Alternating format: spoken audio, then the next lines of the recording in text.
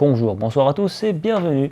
Je suis Tancred de Saboya, capitaine de la compagnie des Cimes et votre chroniqueur le temps de cette vidéo.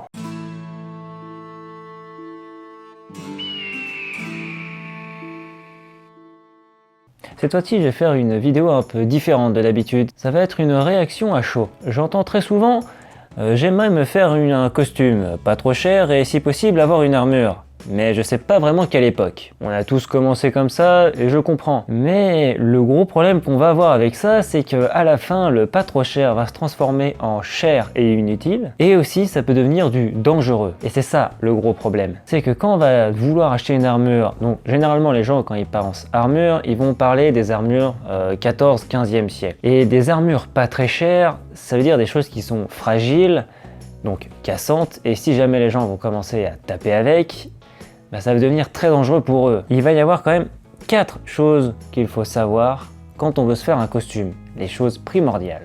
C'est l'époque qu'on veut faire, parce que d'une période à une autre, le costume qu'on va avoir, l'équipement qu'on va devoir se procurer et l'armure, si jamais l'armement, qui est le costume militaire qu'on voudrait avoir, si jamais on va faire du militaire, va drastiquement changer. Ensuite, la zone géographique. Là aussi, ça peut énormément varier. Entre quelqu'un qui veut faire de l'européen et quelqu'un qui veut faire du byzantin, c'est pas du tout le même style de vêtements. Après, on va voir la classe sociale. Entre quelqu'un qui veut faire Peg et quelqu'un qui veut faire Archibald, c'est pas vraiment le même budget. Et enfin, le contexte. Toujours le contexte. Forcément, il changera d'autant plus avec la classe sociale. Un paysan, il va pas avoir 15 000 vêtements. Par contre, plus on va augmenter, plus la gamme de vêtements, la variété va changer. J'entends beaucoup des gens qui veulent faire des chevaliers. Très bien, on va partir sur un chevalier 15e, comme ça les gens comprennent un petit peu. C'est donc un noble. Et un noble n'aura pas les mêmes vêtements s'il est en ville, s'il est en déplacement, et surtout s'il est en déplacement militaire, s'il est en déplacement diplomatique, s'il est en déplacement de voyage.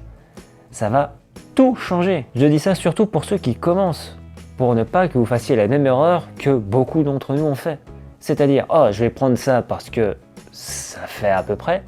Et après, on se rend compte que, non, ça n'est plus du tout la bonne période. Je fais des vidéos sur comment s'équiper pour telle époque, ou comment s'équiper en médiéval pas cher, qui est la vidéo que j'ai faite qui est la plus regardée. C'est bien pour de l'adaptation, pour de l'évocation.